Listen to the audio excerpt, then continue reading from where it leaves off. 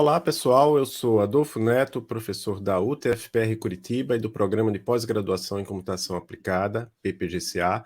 Estou aqui com a co-host do Fronteiras, Maria Cláudia Emer, também da UTFPR Curitiba e do PPGCA. Tudo bem, Maria Cláudia? Tudo bem, Adolfo. Já aqui preparada para mais uma conversa sobre um tema importante da engenharia de software com a nossa convidada.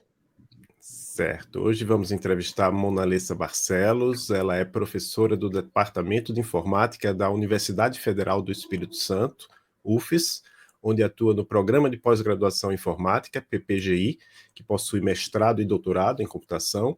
É membro sênior do Núcleo de Estudos em Modelagem Conceitual e Ontologias, NEMO, co-coordenadora do Laboratório de Práticas de Engenharia de Software, Ricardo Almeida Falbo, Labs.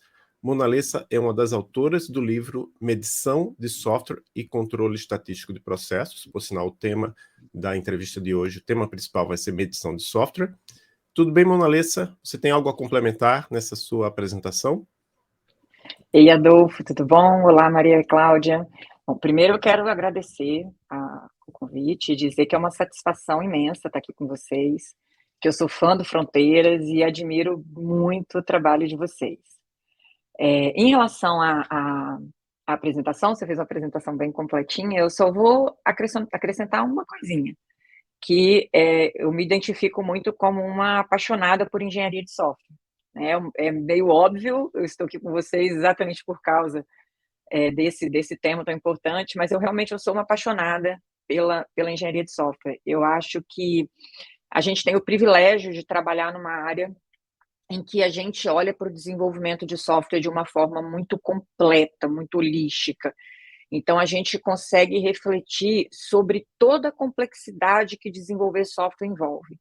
Então, a gente se preocupa não só com os aspectos técnicos, mas com todos os outros aspectos que permeiam o desenvolvimento de software, como aspectos sociais, aspectos morais, até aspectos éticos, aspectos organizacionais. Então, eu sou uma pessoa fascinada pela engenharia de software. Então, eu acrescentaria só isso na sua apresentação.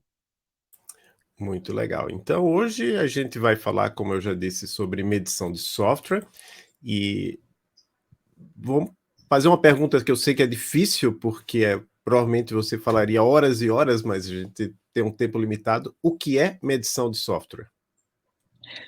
Bom, na verdade, eu estava esperando, né, essa pergunta, que eu até imaginei. Falei, olha, a gente vai começar a falar sobre medição de software, então a gente provavelmente vai começar contextualizando e falando sobre o que é isso. E como você mesmo falou, Adolfo, é um tema que eu poderia falar horas e horas e horas, eu e qualquer outra pessoa que atue na área poderia falar horas sobre isso. Então, eu vou tentar compilar algumas coisinhas, alguns tópicos que eu acho que são os mais importantes, assim, para a gente ter uma visão geral da medição de software. Antes da gente falar de medição de software propriamente dito, eu acho que vale a pena a gente pensar um pouquinho em medição de software em geral, porque a medição ela está presente no nosso dia a dia.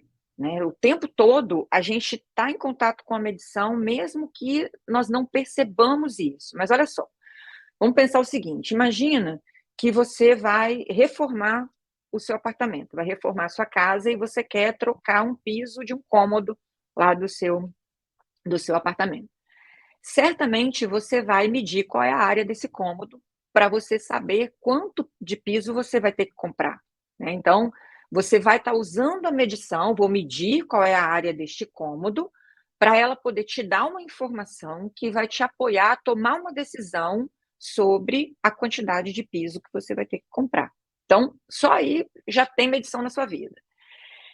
Uma outra situação, por exemplo, um outro exemplo, que é bem comum para quem... vai soar familiar para quem tem filhos. Por exemplo, quando nasce lá o bebê, quando a criança nasce, os pais eles levam esse bebê, essa criança, periodicamente ao pediatra. E até quando o bebê é pequenininho, essa periodicidade ela costuma ser, a gente costuma levar com bastante frequência. E aí, o que o pediatra faz? O pediatra vai lá, mede a altura da criança, mede o peso da criança, e geralmente ele representa esses valores lá em uma curva. Geralmente tem lá um cartãozinho, hoje tem software para fazer isso, mas geralmente tem um cartãozinho que, dependendo lá do quão tecnológico é o seu pediatra, ele vai plotar num software, dependendo, ele vai plotar num cartãozinho lá de papel. Ao fazer isso, o que o pediatra faz? Ele avalia, ele compara aqueles valores que ele acabou de coletar com outros valores de referência que são estabelecidos lá por algum organismo. Então, por exemplo, ele consegue, analisando o peso e altura da criança ao longo do tempo, ele consegue traçar uma curva e identificar se o crescimento dessa criança, o desenvolvimento dessa criança está de acordo com os parâmetros esperados. E se tiver de acordo, ele vai virar para a mãe, para o pai, e vai falar, ó, pais da criança, continuem assim, que a criança está se desenvolvendo ok. Agora, se ele observar que o desenvolvimento da criança está diferente do esperado, esse pediatra ele vai sugerir ações corretivas, né, vai sugerir algumas ações para tentar melhorar, né, o desempenho da criança. E aí, por exemplo, ele pode sugerir uma mudança na rotina de alimentação da criança e etc. Depois que essa mudança for realizada, ele vai novamente pedir para ver a criança e vai lá medir o peso e medir a altura dessa criança de novo, vai plotar lá bonitinho no gráfico e vai observar se houve melhoria ou não. Então, nesse caso, o que o médico, esse pediatra, está fazendo? Ele está usando a medição, ele está medindo o peso, medindo a altura da criança, ele está usando a medição para caracterizar essa criança, avaliar a condição de saúde dela e tomar decisões acerca de ações que ele precisa realizar e depois ainda verificar o efeito dessas ações. Então, se a gente observar esse caso, né, da criança, o que é a medição como um todo? A medição, ela visa, gente, quantificar propriedades, no caso aqui o peso e a altura, de entidades, no caso aqui a criança, por exemplo, com o objetivo de caracterizar essa entidade. Então, a gente, por exemplo, caracteriza lá a criança em relação ao desempenho dela, baseado no peso e na altura que foram calculados. Então, e com essas informações, eu consigo tomar decisões, eu consigo realizar melhorias, eu consigo realizar minhas atividades cotidianas, por exemplo, se lá eu sou uma pessoa que trabalha com obras, eu uso isso para definir, por exemplo, quanto tempo eu vou levar para poder montar o piso lá daquele cômodo. Agora, vamos trazer isso para software, né? Esse conceito geral de medição, ele vale para software. Então, em software, eu também quero quantificar propriedades para caracterizar entidades. Só que agora, no caso da engenharia de software, no âmbito de medição de software, essas entidades são processos e produtos da engenharia de software.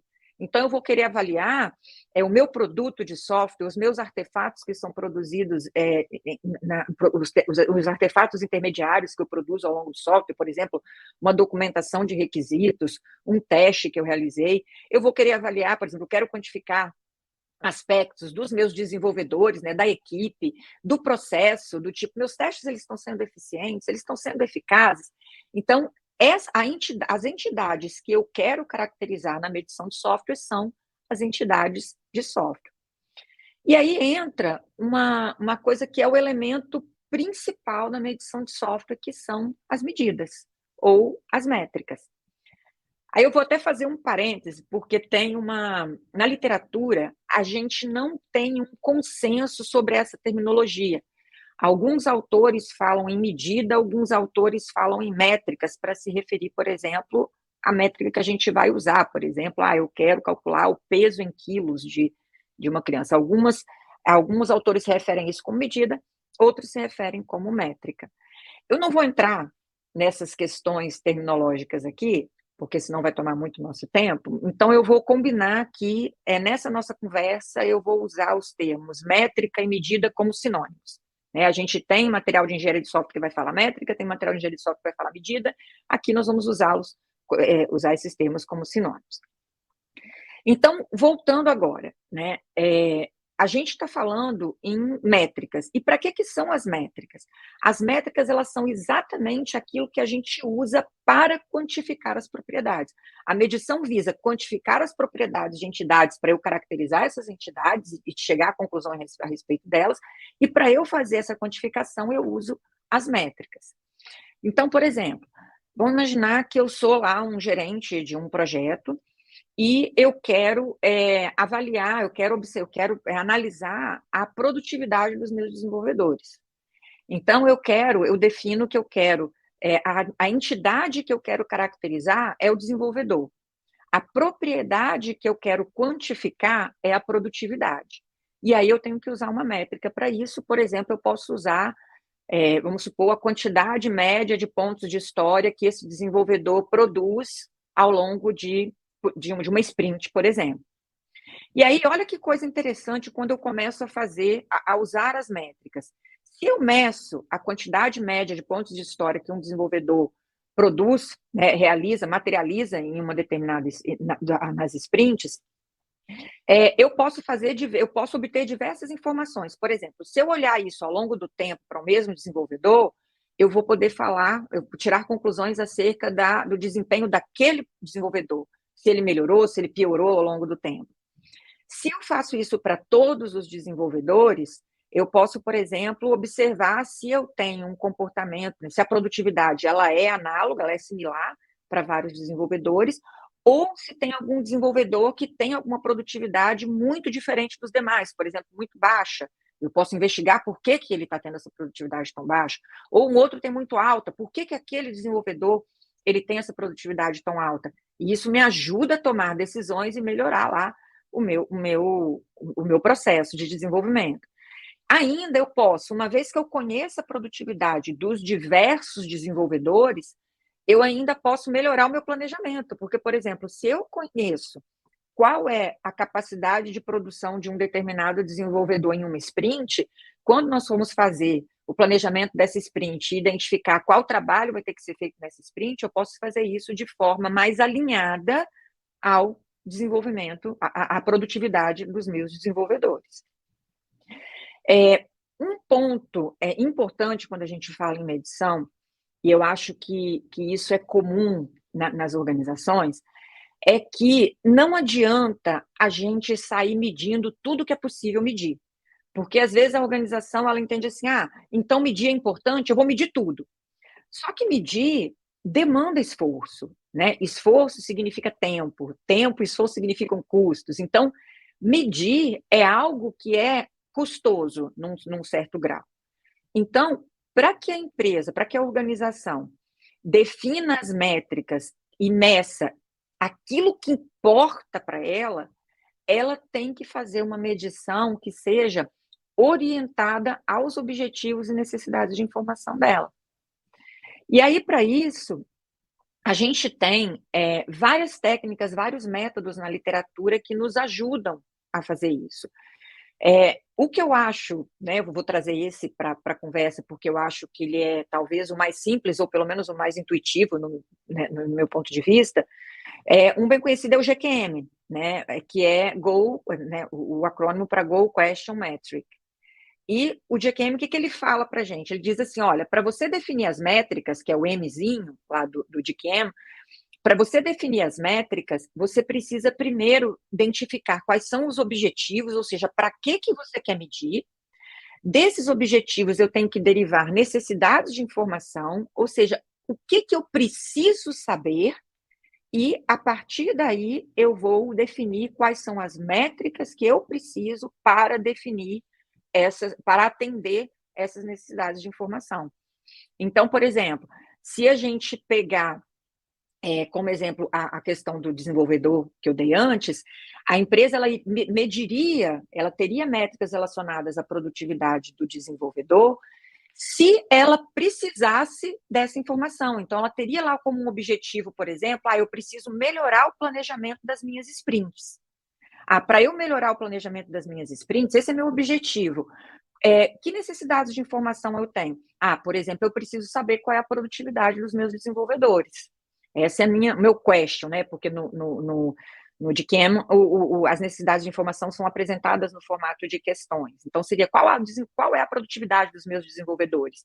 E aí eu definiria alguma métrica para quantificar isso.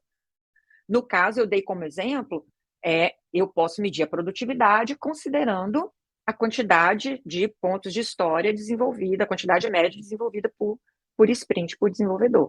Então, usando o GQM, eu consigo ter, ou outra abordagem análoga, eu consigo garantir que eu só vou definir métricas para aquilo que eu efetivamente preciso. E uma vez que eu tenha... aí agora, beleza, eu defini as métricas, mas como que eu faço a medição efetivamente? né? Se a gente pensar em medição de maneira assim, bem geral, a gente pode falar em medição como um processo que tem 3 etapas. Né? Na literatura tem várias propostas com etapas distintas, mas a gente pode, de uma maneira consensual, dizer que existem 3 etapas, 3 atividades ali que aparecem sempre que a gente vai falar sobre o processo de medição.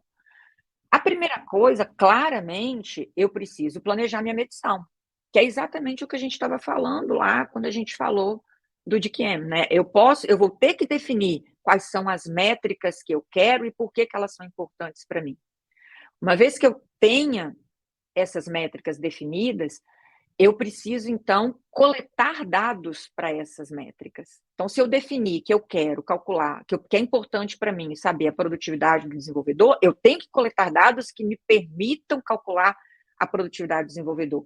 Então, se eu estou falando que eu quero saber a quantidade de pontos de história que o desenvolvedor faz por sprint, isso significa que eu tenho que ter registrado quantos pontos de história tem em cada história, quais são as histórias que foram feitas por cada desenvolvedor, para aí eu poder dizer quanto ele produz. Então, eu preciso coletar esses dados. E, então, eu preciso interpretar esses dados, porque é quando eu interpreto esses dados que eu posso concluir alguma coisa. Então, essa interpretação, ela pode ser simplesmente eu olhar para os valores que eu coletei e chegar a alguma conclusão, ou para eu interpretar, eu posso, inclusive, criar representações gráficas, pegar esses dados e colocar em gráficos. E aí a gente começa a falar um pouquinho de estatística, né? Quais gráficos são adequados para cada conjunto de dados que eu estou representando em cada métrica, né? Mas aí eu preciso ter essa representação para eu tomar para eu conseguir ter as informações que me apoiam na tomada de decisão. E aí, quando a gente fala em coleta de dados, a gente começa a pensar, então, que, fazendo um link com aquilo que eu falei, que para eu coletar dados custa, né? Coletar dados toma tempo, demanda esforço, isso significa custo para a organização. Então, é importante que quando a gente vai definir essas métricas, a gente tente considerar possibilidades de diminuir o esforço necessário para coletar aquelas métricas. E aí, uma boa estratégia que a gente pode adotar é considerar dados que a empresa já coleta no dia a dia. Então, por exemplo, vamos imaginar que uma empresa, ela utiliza algumas ferramentas de gerenciamento de issue, ou gerenciamento de tarefa, ela usa, por exemplo, um Trello, um Taiga, um GitHub, um GitLab, e nessas ferramentas, os desenvolvedores, os engenheiros e engenheiras de software que estão atuando ali no processo de desenvolvimento, como parte do processo, eles já imputam dados nessas ferramentas. Poxa, então esses dados, eles já estão lá, então é uma oportunidade muito legal de olhar para esses dados e falar o que eles revelam para mim. Que métricas eu posso calcular a partir desses dados que já estão disponíveis. Inclusive, algumas ferramentas já trazem algumas métricas pré-definidas, já tem algumas funcionalidades que mostram os gráficos lá bonitinho, mas geralmente essas funcionalidades elas são bem limitadas quando a gente pensa em medição em um âmbito mais amplo, em um âmbito mais o geral lá para a empresa. Então, quando eu vou definir essas métricas, eu preciso considerar esses dados, né? E aí, ao considerar esses dados, tem uma outra coisa que é muito interessante. Por quê? Quando eu defino as métricas que eu preciso e eu alinho essas métricas aos dados que eu tenho disponíveis, eu vou conseguir identificar, por exemplo, que dados eu não tenho e deveria ter. E isso vai me ajudar, enquanto organização, a melhorar, por exemplo, o registro de informações. Então, vamos supor que você usa lá, a empresa usa uma ferramenta, e nessa ferramenta, os desenvolvedores, eles armazenam informação sobre o tempo que eles despenderam nas tarefas. Porém, eles não registram informações sobre o tempo que tinha sido planejado para aquelas tarefas. Se eu não tenho o tempo planejado, eu não consigo, por exemplo, avaliar o quanto eu estou errando no meu planejamento, quão boas estão sendo as estimativas na hora que eu vou, por exemplo, fazer um planejamento da minha sprint. Aí, se eu percebo, ao analisar os dados e as métricas que eu preciso, eu noto que eu não tenho essa informação, a organização ela pode criar ações para poder coletar esses dados. Então, ela vai criar um campo adicional, ela vai usar algum artifício de um comando, de uma tag, ela vai criar sei lá, uma planilha, ela vai criar uma forma de coletar esses dados. E o uso desses dados, que já estão disponíveis lá na organização, isso tem muito a ver com 2 termos que a gente tem ouvido bastante, né, recentemente, que são termos como Data-Driven Software Development ou Data-Driven Decision Making, por exemplo. Essas abordagens, elas têm como fundamento, né, tem como proposta principal a gente usar dados para apoiar as atividades cotidianas, né, as atividades usuais da engenharia de software, do desenvolvimento de software, mas também a tomada de decisão. E aí a gente tem várias propostas, como, por exemplo, mineração de repositórios, tem várias formas distintas da gente trabalhar com esses dados. E onde é que a medição entra nisso? A medição ela é super importante, porque da mesma forma que eu falei que não adianta eu medir tudo, não adianta eu ter uma porção de dados se eu não sei para que eles servem. Então, ao definir as métricas, eu dou sentido a esses dados. Eu faço um filtro, eu digo quais dados são efetivamente importantes para mim e por que eles são importantes, né? Então, ao fazer essa conexão entre o que eu preciso medir, por que eu preciso medir e como que eu vou medir, com os dados que eu tenho disponíveis, eu não só tenho uma medição mais efetiva, mas eu também contribuo para essas abordagens, para um Data-Driven Software Development, Data-Driven Decision Making, por exemplo. Gente, eu me empolguei, eu falei demais. Desculpa. Não tem problema, Monalisa. Bom, aí você falou a respeito de medição de software, né? Acho que foi bem didática para que os ouvintes e as ouvintes entendam, né? E, além disso, a gente quer saber, dentro dessa área, né, de medição de software, em que sub-áreas você concentra a sua pesquisa? Maria Cláudia, eu trabalho com medição principalmente no âmbito de melhoria de processo de software, né? O meu foco principal é melhoria de processo, e tem aquela máxima que a gente já conhece, que a qualidade do processo afeta diretamente a qualidade do produto. Então, indiretamente, eu estou lá em qualidade de produto também, mas o meu foco maior é na melhoria de processo. Eu comecei a trabalhar com medição há muito tempo, quando eu fui, na época do meu mestrado, né? No meu mestrado, eu fui orientada pela professora Ana Regina Rocha e pelo professor Guilherme Horta Travassos, na COP UFRJ, e no meu mestrado, eu trabalhei, foi lá no início dos anos 2000, e eu trabalhei com planejamento de tempo e custos de projetos. Então, lá atrás, eu já comecei a trabalhar com estimativas. Então, trabalhava com estimativa de tamanho, estimativa de tempo, estimativa de custos. Mas foi no meu doutorado que eu entrei mais diretamente no tema medição, né? Aí, meu doutorado foi orientado pela professora Ana Regina Rocha, da UFRJ, né, da COP, e o professor Ricardo Falbo, da UFES. E no meu doutorado, eu trabalhei com medição de software no âmbito de organizações que têm alta maturidade nos processos de software, né? Ou seja, são organizações que já realizam práticas de engenharia de software de maneira bem estabelecida. E aí, nessas empresas, a gente realiza medição de software e também precisa fazer o que a gente chama de controle estatístico de processo, que é como se fosse, tentar simplificar para eu não me alongar demais, é como se fosse uma forma um pouquinho mais avançada de realizar a medição.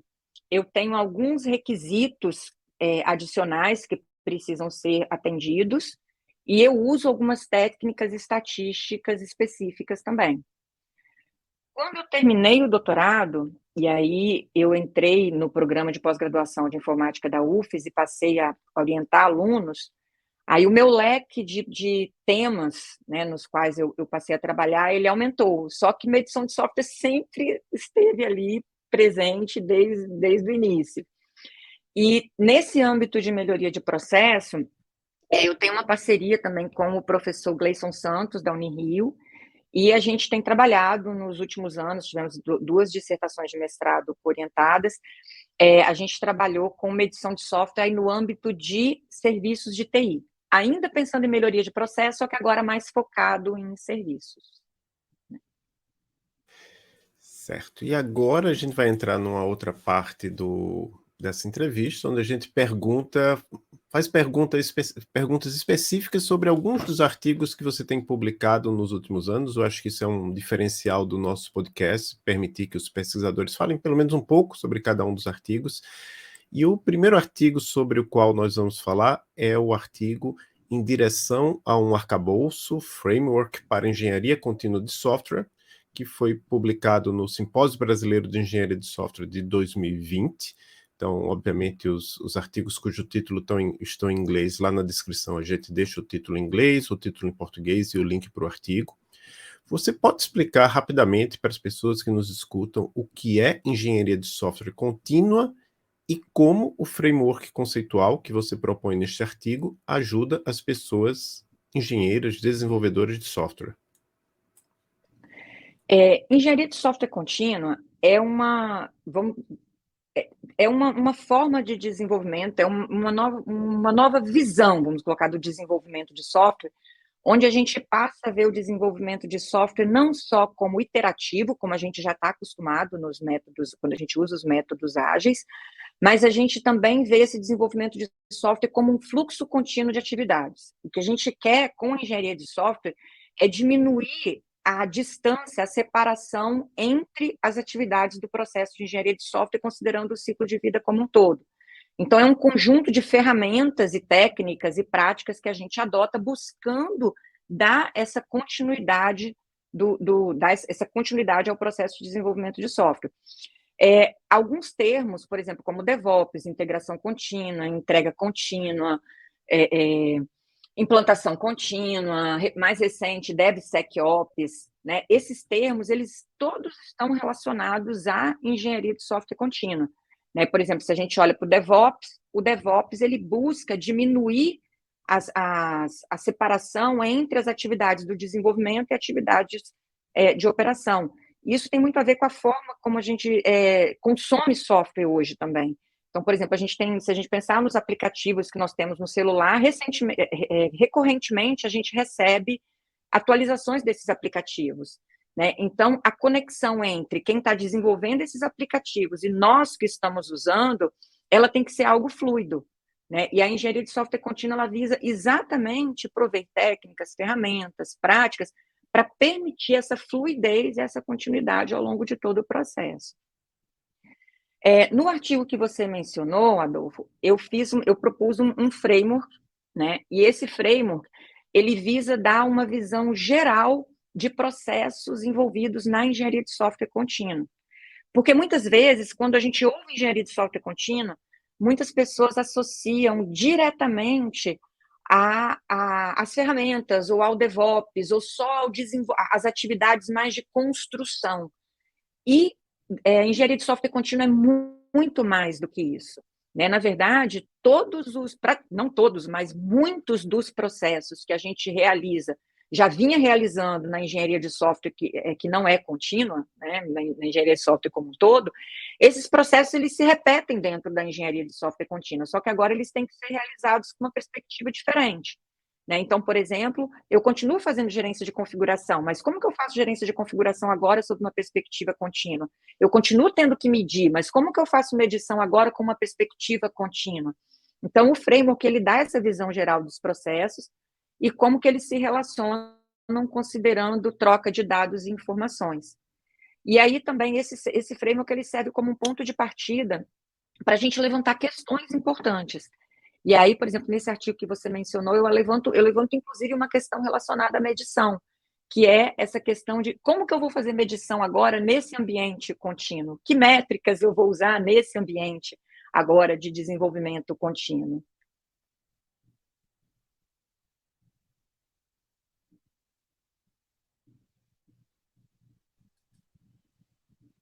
Ok. Então, passando agora, Mona Lisa, para um outro artigo, né, intitulado De uma ontologia de referência em Scrum, a integração de aplicativos para o desenvolvimento de software orientado por dados. Você e seus coautores abordam os desafios que as organizações enfrentam ao usar diferentes aplicações para apoiar o processo Scrum e como a ontologia de referência do Scrum, apresentada no artigo, pode ajudar a superar esses desafios. Então, aí, quais são as métricas adequadas para o contexto atual de desenvolvimento de software, considerando as mudanças recentes, né, como a adoção de práticas de DevOps, que você já comentou, e a experimentação contínua? Bom, Maria, a pergunta ela é bastante oportuna e está relacionada, inclusive, com aquela pergunta que eu deixei no final da resposta anterior. E, para falar a verdade, não tem uma resposta muito simples.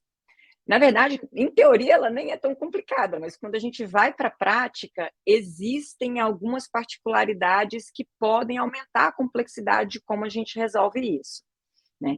A gente tem alguns trabalhos na literatura que têm proposto métricas relacionadas a DevOps, à experimentação contínua, relacionadas à engenharia de software contínua como um todo, né? Aqui eu vou destacar um trabalho que é de 2021, de 3 organizações diferentes, incluindo um dos autores do PSM, que é Practical Software Measurement, que é uma abordagem bem conhecida para quem trabalha com medição.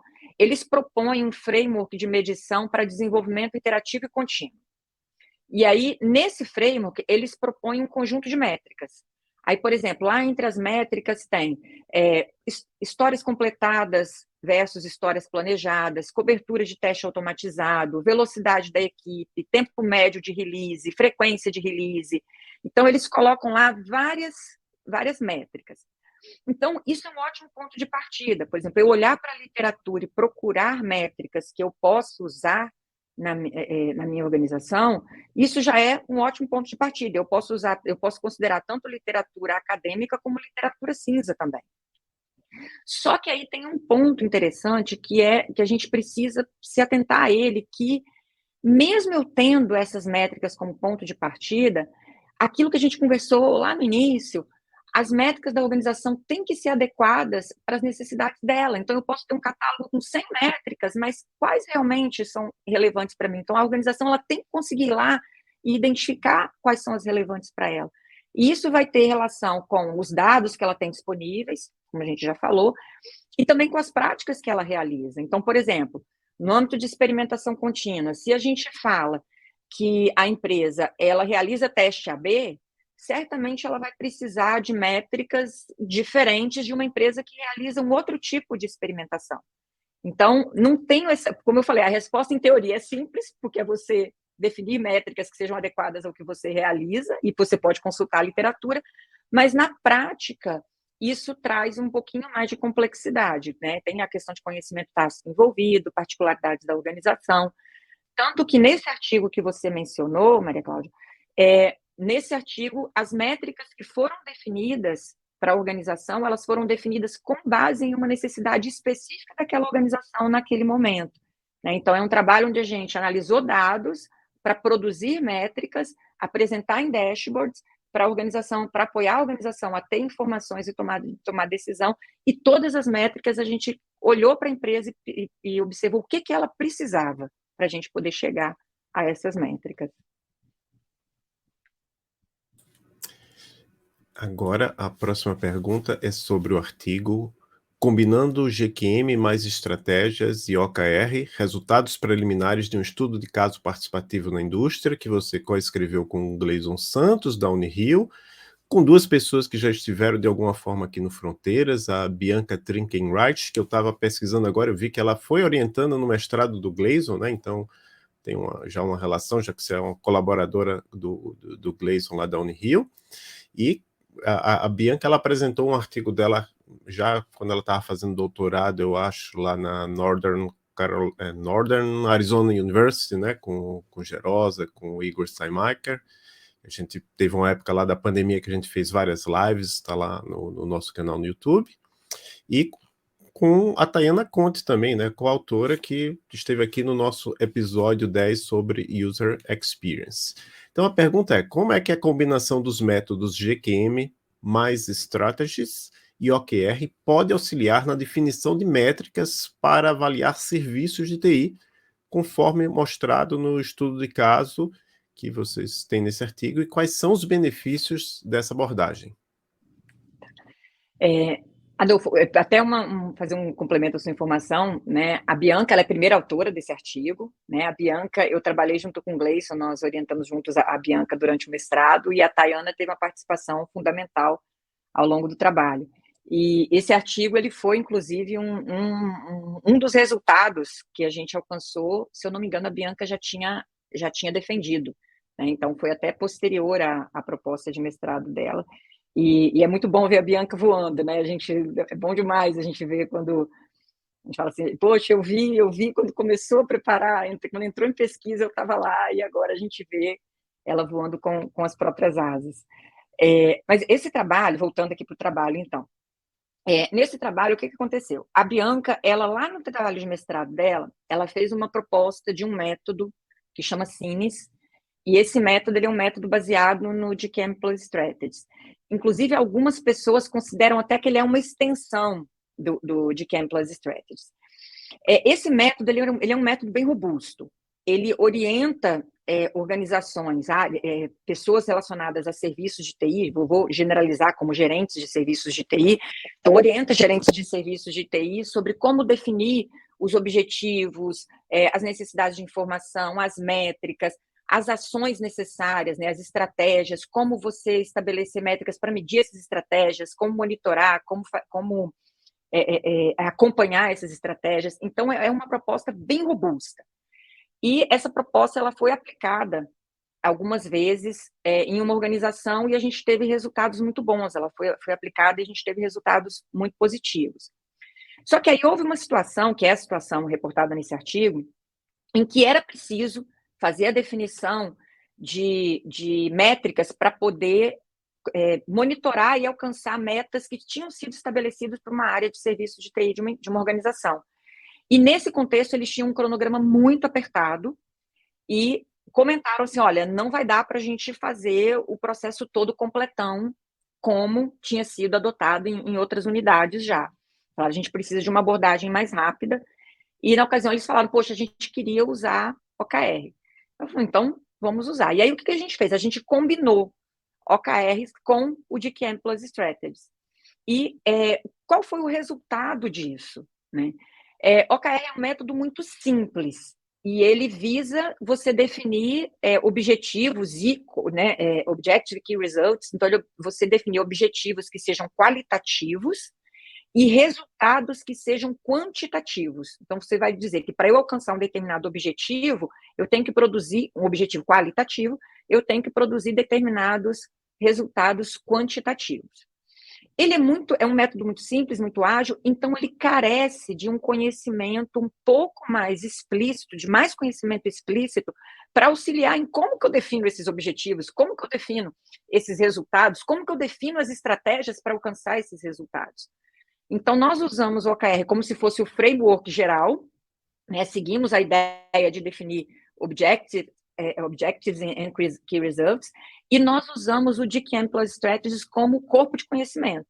Então, para produzir os resultados esperados no OKR, a gente usou o corpo de conhecimento, as guidelines que são lá do GQM Plus Strategies. Então, o método OKR, ele deu para a gente, nesse contexto, agilidade para a gente definir os indicadores, para definir as métricas, enquanto que o GQM Plus Strategies deu para a gente um conhecimento, nos guiou melhor sobre como fazer aquilo ali.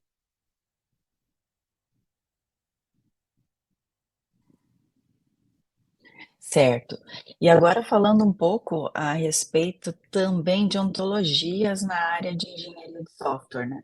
Eu acho que você podia comentar um pouco antes de falar das pesquisas, né, nessa área de engenharia de software com ontologias, o que são ontologias também. Depois nos contar um pouquinho mais sobre como as ontologias são utilizadas em pesquisas no contexto de engenharia de software. Ok, Maria Cláudia, vamos lá então. Vamos falar, assim, brevemente sobre o que são as ontologias. Tem uma definição que é bem clássica e é bem aceita na área, que diz que uma ontologia ela é uma especificação formal e explícita de uma conceituação compartilhada. Mas como que a gente entende essa definição? Né? Então, primeiro, vamos entender o que é uma conceituação. Conceituação é uma abstração de uma porção do mundo que eu quero representar. Então, por exemplo, se eu quero falar sobre universidades, eu quero prover uma conceituação que vai abstrair, vai ser uma abstração para mim do que são universidades. Quando a gente fala que é uma especificação explícita, a gente está falando que os conceitos e as regras, as restrições que regem essa conceituação, esse universo sobre o qual, essa porção do mundo sobre a qual a gente quer falar, elas precisam ser definidas explicitamente. Quando a gente fala que tem que ser formal, é que a ontologia ela tem que ser representada de tal forma que seja possível computadores, máquinas entenderem essa ontologia. Essa conceituação ela tem que ser tal que possa ser entendida por máquinas, por computadores. E, por fim, ela é compartilhada porque ela visa representar um conhecimento que seja consensual em uma comunidade, ou seja, é um conhecimento que é reconhecido como verdadeiro em uma comunidade. Então, pegando esse exemplo que eu falei da universidade, por exemplo, se eu quero definir uma ontologia sobre universidade, eu vou ter que criar uma abstração. Então, por exemplo, eu posso criar um modelo conceitual sobre a universidade, representando conceitos, relações e restrições. Esses conceitos têm que ser definidos explicitamente. Por exemplo, eu posso usar, aí vou apelar para uma linguagem que todo mundo, assim, que eu acredito que a maioria das pessoas que estão ouvindo conhecem. Então, por exemplo, eu posso usar o UML, eu posso usar diagramas de classe da UML, por exemplo, para representar essas classes, essas relações e expressar essas restrições. Compartilhada no sentido de que, ao definir uma ontologia sobre a universidade, eu tenho que falar coisas que sejam, que a comunidade que conhece universidades concorda que é aquilo que está sendo representado. Isso, então eu passei por todos, né? Então esse é um exemplo. E aí a gente tem dois tipos bem característicos de ontologias. Na verdade, tem várias classificações, mas eu vou pegar duas que são mais importantes para a nossa conversa. A gente pode pensar nas ontologias como modelos conceituais. Aí, de novo, fazendo uma analogia bem simples, a gente pode pensar em uma ontologia como um modelo de classes da UML, né? Só que ele é um modelo enriquecido, onde eu estou falando de conceitos, restrições, aquela ideia das classes que a gente usa para implementar sistemas, eu subo o nível de abstração. Então, o meu modelo ele fica um modelo enriquecido. Eu tenho toda uma fundamentação teórica por trás para eu criar esse modelo. Esses modelos conceituais são os chamados ontologias de referência, né? Só que eu posso, uma vez que eu tenho esse modelo definido e que a comunidade concorde que este é um modelo que representa a porção do mundo adequadamente, ou seja, que a conceituação é adequada, eu posso implementar este modelo usando linguagem de máquina. Então, por exemplo, eu posso criar uma ontologia RDF, posso usar ferramentas diversas para poder fazer isso, e essas ontologias implementadas é o que a gente chama de ontologias operacionais. E aí, então, uma vez que a gente entendeu um pouquinho o que são ontologias, como que a gente usa isso, né? O que tem sido feito com ontologias no âmbito de engenharia de software? Ontologias, elas têm sido usadas em engenharia de software já há bastante tempo, e elas podem ser usadas de maneiras diversas para resolver diferentes problemas. Geralmente, esses problemas, eles são problemas relacionados a conhecimento ou problemas relacionados à interoperabilidade, né? Então, por exemplo, eu posso usar ontologias simplesmente para prover conhecimento acerca de um domínio. Isso tem a ver, por exemplo, vai me ajudar em engenharia de domínio, por exemplo. E aí, no âmbito de pesquisas, a gente tem usado bastante isso, por exemplo. Lá na minha tese de doutorado, eu propus uma ontologia de medição, inclusive, uma ontologia de medição de software. A gente tem é uma proposta de uma rede de ontologias para engenharia de software, que tem ontologias para diversos processos de engenharia de software, medição de software, processo em geral, garantia da qualidade, teste, codificação, análise. Então, eles estabelecem essa conceituação comum, que, a princípio, ela pode ser usada como um instrumento de comunicação, porque eu passo a ter um acordo conceitual sobre a terminologia que a gente vai usar. Esses modelos conceituais, eles podem ser usados, como eu falei, em soluções de interoperabilidade. E aí eu posso estar falando, por exemplo, de interoperabilidade de sistemas, de interoperabilidade de dados, e aí eu posso usar as ontologias como uma interlíngua. Esse modelo conceitual, ele me ajuda a identificar, a evitar o que a gente chama de conflito semântico, que é quando um mesmo termo, por exemplo, ele tem significados diferentes em sistemas diferentes. Então, por exemplo, em um sistema eu tenho o conceito de pessoa, e no outro sistema eu tenho o conceito de pessoa, mas eles significam coisas diferentes. Ou quando eu tenho termos diferentes usados com o mesmo significado. Então, por exemplo, em um sistema eu tenho pessoa e no outro eu tenho cliente, mas em ambos eu estou falando sobre cliente. Então, a ontologia, ela serve como uma interlíngua para me ajudar a identificar as equivalências semânticas e as diferenças semânticas, e assim eu posso fazer a integração adequadamente, evitando, por exemplo, que eu integre os dados ou os sistemas de maneira equivocada. Aquele artigo que foi citado anteriormente sobre o uso de uma ontologia de referência de Scrum para integrar dados de aplicações, a gente fez exatamente isso, a gente usa uma ontologia para integrar dados de diferentes ferramentas.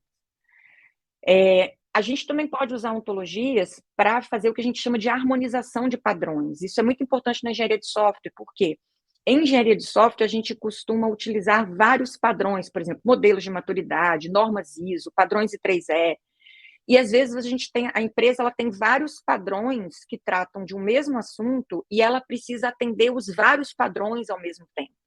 Então, ela tem que olhar o que um fala, o que o outro fala, o que o outro fala, e identificar o que eu tenho que fazer para eu atender esses três. E aí a gente pode usar ontologias também para atribuir semântica aos itens de informação. Então, isso vai me ajudar a identificar quais são as equivalências, quais são as diferenças, e eu consigo identificar a partir daí, o que eu preciso, quais práticas eu preciso efetivamente atender, por exemplo. A gente pode também usar ontologias para apoiar desenvolvimento de sistemas, por exemplo. E aí a gente pode usar as ontologias para apoiar desenvolvimento de sistemas em diferentes níveis. Por exemplo, aquelas ontologias de referência, que são modelos conceituais, eu posso usar para me ajudar nas etapas conceituais do desenvolvimento. Por exemplo, o modelo da ontologia pode me ajudar a criar o modelo estrutural do meu sistema. O modelo da ontologia ele pode prover para mim todo o conhecimento que eu preciso para desenvolver aquele sistema. Então, por exemplo, imagina que você tem que fazer um sistema para a área de petróleo e gás, que é uma área super complexa. Se eu tenho uma ontologia que já me provê o conhecimento acerca disso, eu já tenho uma grande parte do caminho andado, porque ela vira uma referência para eu poder modelar o meu sistema. E a gente também pode usar as ontologias em tempo de implementação. E aí a gente pode falar das ontologias operacionais, por exemplo. Então, eu posso usar as ontologias operacionais, ou seja, aquelas ontologias implementadas, para eu criar tipos específicos de bancos de dados, né? Por exemplo, bancos de triplas, onde eu vou armazenar os dados como instâncias da ontologia, e eu posso também utilizar essas tecnologias para fazer reasoning. Então, por exemplo, a gente tem um trabalho em andamento onde a gente está usando ontologias sobre sistemas adaptativos. Aí a gente está usando essas ontologias para desenvolver sistemas com interface adaptativa. Aí a gente usa a ontologia de referência, o modelo conceitual, para estruturar o sistema. E a gente usa a ontologia operacional, ou seja, a versão implementada daquela ontologia conceitual. A gente usa essa versão operacional para poder fazer reasoning e identificar, por exemplo, de acordo com as características do usuário, quais adaptações precisam ser feitas na interface. Né? Uma outra aplicação bem relevante é a gente usar ontologias no que a gente chama de documentação semântica, que é usar a mesma ideia da web semântica, só que agora focada em documentos e não em páginas e outros itens de informação da web. Na verdade, o nosso artefato de informação passa a ser documentos. E aí a gente pode usar as ontologias para anotar templates dos documentos, ou seja, eu digo o que significa cada parte do meu documento, cada seção, cada item de tabela, cada coisa do meu documento, ou uma planilha, eu posso anotar usando os conceitos da ontologia, e isso me permite depois extrair informações dos documentos, armazenar em um repositório e fazer consultas e gerar informações consolidadas. Esse tipo de abordagem é especialmente importante para as empresas que usam muitos documentos, e a gente tem muitas que usam, e que elas, por exemplo, não é um benefício para elas mudarem dos documentos para algum tipo de sistema de informação. Então, ela fala assim, não, eu preciso continuar usando os documentos. Então, a gente pode transformar esses documentos em documentos semânticos e extrair informação deles e apresentar informações consolidadas como se fosse um sistema, um software, um sistema de informação. Para essas coisas que eu fui falando aqui, a gente tem trabalhos diversos que a gente desenvolveu. Quem quiser dar uma olhadinha na minha página, tem uma porção de exemplos sobre isso. E, além desses trabalhos que são, vamos colocar assim, já focados no uso das ontologias, as ontologias também podem ajudar abordagens que já existem. Então, como eu falei antes, hoje a gente está falando muito em mineração de repositórios, né? Só que, geralmente, a mineração de repositório, as soluções, elas são para um repositório específico. Já se a gente usar ontologias, a gente pode potencializar essas soluções, como, por exemplo, passar a fazer soluções para um domínio que permita trocar os repositórios que falem sobre o mesmo domínio. Então, por exemplo, se eu estou falando sobre desenvolvimento ágil, eu posso ter uma solução que me permita olhar qualquer repositório que tenha dados de desenvolvimento ágil, né? Essas são algumas das aplicações, a gente poderia falar muito mais, mas eu já me empolguei aqui no tempo. Tranquilo, tranquilo. Então, agora a gente vai entrar numa outra parte da nossa entrevista, onde a gente pergunta sobre outros temas relacionados à pesquisa, mas não são especificamente sobre artigos. Então, você é uma das coordenadoras do Comitê de Programa da Trilha de Trabalhos Técnicos do Simpósio Brasileiro de Qualidade de Software, o SBQS 2023, que vai acontecer em novembro deste ano em Brasília. Você foi coordenadora geral do SBQS 2021, que infelizmente foi realizado online durante a pandemia, infelizmente, porque eu acho que a maioria das pessoas, pelo visto, todos os eventos praticamente estão voltando a ser presenciais, então as pessoas preferem presencialmente, apesar dos custos. Mas a pergunta para você é: por que é importante para pessoas da comunidade submeter artigos e ou participar, né? Eu gosto sempre de falar aqui nesse canal aqui, nesse podcast, porque a gente sabe que tem pessoas da indústria escutando. Às vezes até é interessante para essas pessoas da indústria participarem dos eventos acadêmicos de engenharia de software, que são o CBSoft e o SBQS. Então, por que é importante submeter artigos e ou participar do SBQS? Bom, Adolfo, o SBQS, ele é o nosso evento de referência, né, na área de qualidade de software. E se a gente pensar em qualidade de software, a gente fala qualidade de software, ela se faz presente de uma forma muito ampla. O espectro, ele é muito amplo, né, de aspectos de qualidade de software com os quais a gente pode se preocupar, né? Desde questões, por exemplo, relacionadas a IHC, né, que a gente está lá naquela interseção, engenharia de software com IHC, então tem aspectos de usabilidade, experiência de usuário, aspectos sociais, aspectos morais, aspectos éticos, aspectos de educação. Então, tudo isso, a qualidade de software, ela engloba tudo isso, tudo que influencia a qualidade de processo ou produto de software está dentro do que é de interesse do SBQS. E o SBQS, ele tem uma característica muito marcante que está muito alinhada com isso que você falou sobre o interesse nos profissionais da indústria. O SBQS, ele prima pela aproximação entre academia e indústria, né? Então, quem participa do SBQS não são só os pesquisadores, mas a gente tem pesquisadores, nós temos educadores e nós temos profissionais. A comunidade de prática se faz presente no SBQS. Nós temos, inclusive, uma preocupação muito grande de que a programação tenha itens voltados, especificamente voltados para profissionais, como é o caso das Industry Talks, onde a gente tem profissionais, empresas da indústria compartilhando as experiências deles com a comunidade. O SBQS, então, ele é um fórum que ele é adequado para trabalhos de pesquisa, considerando essa multitude de perfis, a gente pode dizer que ele é um fórum que, para quem quer submeter trabalhos, ele é adequado para trabalhos de pesquisa. Ele é um evento que é adequado para relatos de experiência da indústria, exatamente para trazer como que a qualidade de software tem se manifestado na indústria, e também para falar sobre educação em qualidade de software, porque para a gente ter qualidade, nós temos que nos formar em qualidade de software. Além disso, o SBQS ele tem o concurso de tese e dissertações em qualidade de software, onde a gente premia, são premiados os trabalhos de mestrado e doutorado em qualidade de software defendidos no ano anterior. Então, é feita uma seleção, né, e são premiados os melhores trabalhos. E a gente tem também o workshop de tese e dissertações em qualidade de software, que é um momento dedicado aos pesquisadores que estão com pesquisas em desenvolvimento, com trabalhos de mestrado e doutorado em andamento. Aí, esses estudantes de mestrado e doutorado, eles podem apresentar esses trabalhos para uma banca no workshop e receber um feedback que vai ajudar a melhorar o trabalho ao longo do desenvolvimento. Então, isso eu acho que é muito bacana.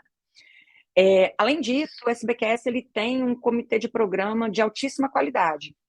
Então, quem submete os trabalhos, só por submeter os trabalhos, já tem a garantia de que vai receber um feedback muito interessante acerca dos trabalhos, para poder melhorar. As nossas pesquisas sempre podem ser melhoradas, sempre podem ser avançadas, e aí esses feedbacks, eles são muito importantes, né? E quem tiver trabalhos aceitos, vai ter os trabalhos publicados na biblioteca digital da ACM, indexados pela SOL. Então, isso aumenta a visibilidade dos trabalhos, e esses autores também vão ter a oportunidade de apresentar os trabalhos para a comunidade presente na SBQS e usufruir do feedback desses momentos, né? E para quem não é autor, então, fazendo aquele link que você perguntou lá no início, para quem não é autor, também é muito importante ir, porque a participação no evento vai permitir o quê? Conhecer esses trabalhos. Muitas vezes a gente fala assim, mas depois eu leio o artigo. Gente, a gente não lê o artigo porque não dá tempo. São 20 e tantos, 30 e tantos artigos, a gente não vai ler 20 e tantos, 30 e tantos artigos. Se você está lá no evento, de uma vez, né? Se você está lá no evento, você vai ter a oportunidade de uma maneira compacta, você vai ter um intensivo de qualidade de software e vai ter a oportunidade de ver as apresentações desses trabalhos. Além também de ter a oportunidade de assistir diversas palestras, tanto palestras de pesquisadores quanto palestras da indústria, sem dúvida de fortalecer, a rede de relacionamentos e de alavancar as colaborações. Então, eu acho que não existe algum motivo para não submeter ou não participar da SBQS. Se alguém tem interesse em qualidade de software, esse é o evento para o qual a gente tem que estar olhando com carinho. Certo. E, além disso, você faz parte, coordena, junto ao professor Vitor Estevão Silva Souza, o LABS, que é o Laboratório de Práticas em Engenharia de Software Ricardo de Almeida Falbo. Pelas informações da página, a gente vê que são 4 professores, sendo 3 professoras, e 18 estudantes que fazem parte da equipe. Você pode nos contar um pouco a respeito das atividades do LABS e sobre o homenageado, Ricardo de Almeida Falbo? Sim, Maria Cláudia, vamos falar então do LABS, né? O LABS ele foi criado originalmente em 1999 pelo professor Ricardo de Almeida Falbo. Então, na ocasião, o LABS ele tinha foco em pesquisa, ele era um laboratório de pesquisa em engenharia de software, né? Na época, o Falbo ele era o único professor que atuava no âmbito de engenharia de software no departamento de informática, e ele criou esse laboratório onde ele desenvolveu diversas pesquisas junto com diversos alunos. Em 2006, com o ingresso de vários novos professores, novos membros no departamento e outras pessoas que compartilhavam interesses, o LABS ele deixou de existir como laboratório individual e ele foi incorporado ao NEMO, né? E aí o NEMO ele trata diversos outros aspectos, incluindo engenharia de software. A gente pode falar um pouquinho mais sobre o NEMO daqui a pouquinho, mas eu vou focar por enquanto no LABS. Então, o LABS, com foco em pesquisa, ele foi incorporado ao NEMO lá em 2006. E todas as pesquisas envolvendo engenharia de software passaram a ser realizadas no âmbito do NEMO. O professor Ricardo de Almeida Falbo, ele foi, assim, sem sombra de dúvida, uma das maiores referências como pessoa, como profissional e como pesquisador em engenharia de software. Isso é indiscutível, isso é uma unanimidade, né? E, infelizmente, ele nos deixou muito precocemente em 2020, né? O Falbo, ele era um amigo muito, muito querido e uma pessoa que sempre teve muito a nossa admiração. Eu tive o prazer de ser a primeira co-orientada dele de doutorado. O primeiro trabalho de doutorado dele que ele orientou foi o meu, em conjunto com a Ana Regina. Então, em 2021, o professor Vitor Souza, né, que também é professor do Departamento de Informática, ele entrou em contato comigo e ele me propôs da gente reviver o Labs. Né? Ele falou, Mona, vamos reviver o Labs, o que você acha? E, na ocasião, a gente estava passando por um momento de reestruturação do projeto pedagógico dos cursos do departamento, né, de Engenharia da Computação e Ciência da Computação, onde passou a ser demandada uma quantidade maior de horas de extensão dos alunos. Então, a gente precisaria também ter como ofertar para os alunos oportunidades para eles realizarem horas de extensão. E aí a gente, então, reviveu o Labs, né, só que agora o Labs tem foco em projetos de extensão. E aí, para fazer jus ao criador, ao fundador do Labs original, e a essa pessoa que a gente tem uma admiração que eu não consigo nem colocar em palavras, a gente deu ao Labs o nome de professor Ricardo de Almeida Falbo. Como você destacou, Maria, nós somos em 4 professores atualmente, o professor Vitor, eu, a professora Camila Guiar e a professora Patrícia Costa. Então, no Labs, a gente desenvolve projetos de extensão, tanto para a comunidade externa, quanto para atender demandas do próprio departamento de informática, né? E aí os alunos, eles têm oportunidade de colocar em prática métodos, ferramentas, procedimentos da engenharia de software. Então, a gente tenta dar para os alunos um ambiente onde eles simulam o que eles realizariam se eles estivessem fazendo um projeto em uma organização, né, em uma empresa de desenvolvimento de software. E aí nós temos as nossas práticas, o nosso processo padrão, algo que está sempre evoluindo. Temos lá na nossa página, quem quiser dar uma olhadinha, a página é labs.inf.ufes.br, aí lá tem o nosso catálogo, onde tem os nossos procedimentos, tem os métodos que a gente segue. Então, quem quiser dar uma olhadinha e conhecer também um pouquinho acerca dos projetos, temos informações lá no laboratório. Vamos deixar na descrição do episódio. Então, uma última pergunta sobre eventos é que você faz parte do Steering Committee do CIBSE, né? O Ibero-American Conference on Software Engineering, que é um evento internacional, mas voltado para a comunidade latino-americana. Qual a importância da participação, novamente, né? Perguntando sobre a participação, no caso de pesquisadores e profissionais brasileiros da área de engenharia de software no CIBSE, que, puxando a sardinha um pouco para o nosso lado, né, Maria Cláudia, que a gente está aqui em Curitiba, vai ser, mais uma vez, sediado em Curitiba. Eu acho que chegou a ser sediado em Curitiba outras vezes, mas acho que uma vez foi durante a pandemia, então, infelizmente, também não deu para ser presencial. Vai ser organizado, se não me engano, pela professora Sheila Heiner. Não sei se a Andrea Malucelli também está na organização desse ano. Mas, enfim, você que faz parte desse evento, qual a importância dele para a nossa comunidade? Bom, o CIBSE, ele é o evento de engenharia de software da comunidade ibero-americana, né? Então, além da comunidade nacional, a gente tem pesquisadores de outros países que vão discutir avanços da engenharia de software.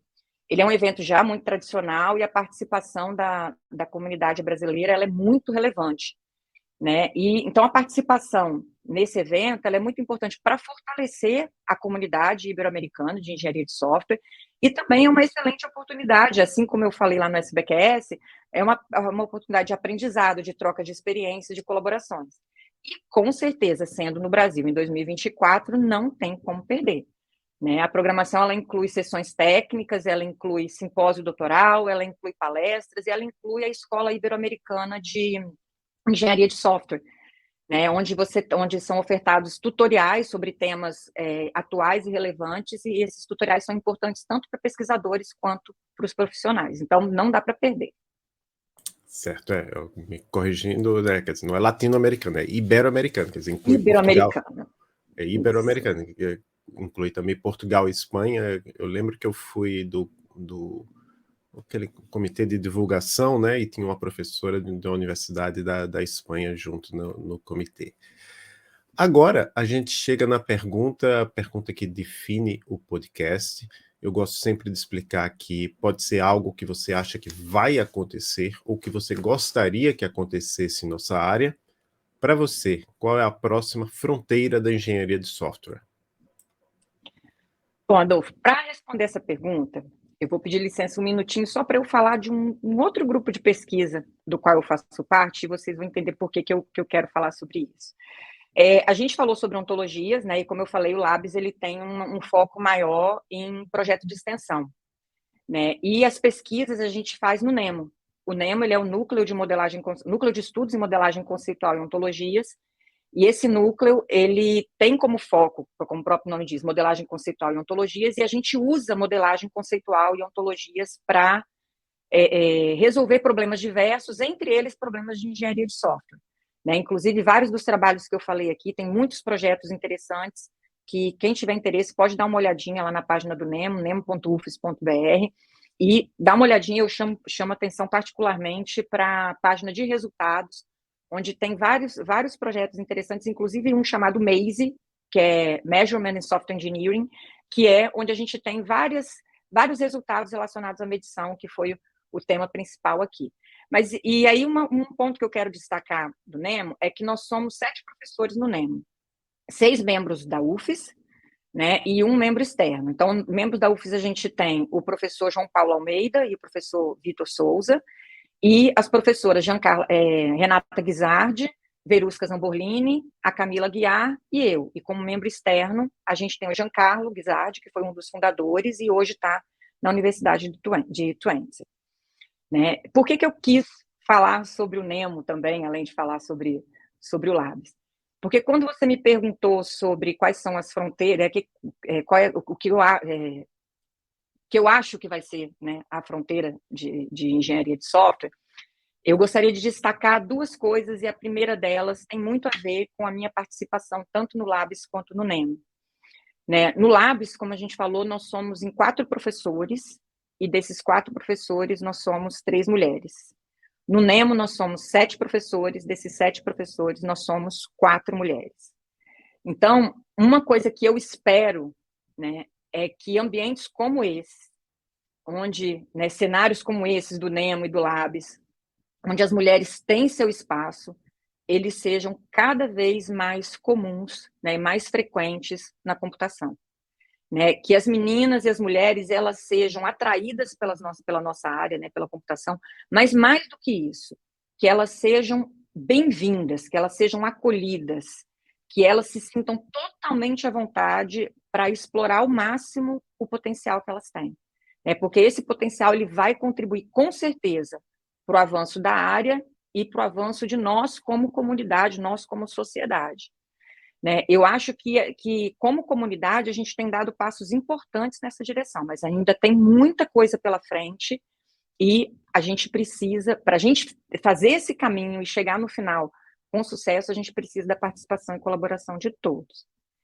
E um outro ponto que eu acho que é muito crítico e é crucial é nós refletirmos sobre como que a engenharia de software pode contribuir para um mundo melhor. E aí eu não estou exagerando, não errei na minha fala, não, é isso mesmo. Né? A gente tem visto, nós temos presenciado avanços muito importantes na computação, né? E esses avanços eles têm se acelerado, né, nos últimos anos. E é muito importante, esses avanços técnicos são extremamente importantes, mas é muito importante também que nós não esqueçamos do fator humano. Né? Eu acredito que, como engenheiros, como eu falei lá no comecinho, como engenheiros e engenheiras de software, nós temos a capacidade de olhar para o desenvolvimento de software de uma forma muito mais ampla. A gente consegue ver não só o processo em si, mas tudo que permeia esse processo. E por isso eu acho que, como pesquisadores em engenharia de software, pesquisadores e pesquisadoras em engenharia de software, nós temos a obrigação de nos atentarmos às questões técnicas, mas também a questões sociais, questões morais, questões éticas, questões humanas. Porque, assim, eu realmente acredito que nós, enquanto comunidade de engenharia de software, nós temos muito a contribuir para a sociedade. Muito bem, então estamos terminando esse episódio. A gente agradece muito a sua presença. Eu passo a palavra para você se despedir dos nossos e nossas ouvintes. Bom, Adolfo, eu quero agradecer imensamente a você e a Maria Cláudia pela oportunidade. Eu acho o canal, estar aqui neste canal é um privilégio muito grande, me sinto honrada de estar aqui com vocês, então quero mais uma vez agradecer profundamente. Quero agradecer as pessoas que estão ouvindo, né, ou que ouvirão essa conversa que a gente teve. E eu quero me colocar à disposição, caso alguém tenha interesse em saber um pouco mais sobre o tema, em conhecer um pouco mais sobre os trabalhos do Labs, ou conhecer um pouco mais sobre os trabalhos do Nemo, eu fico totalmente à disposição.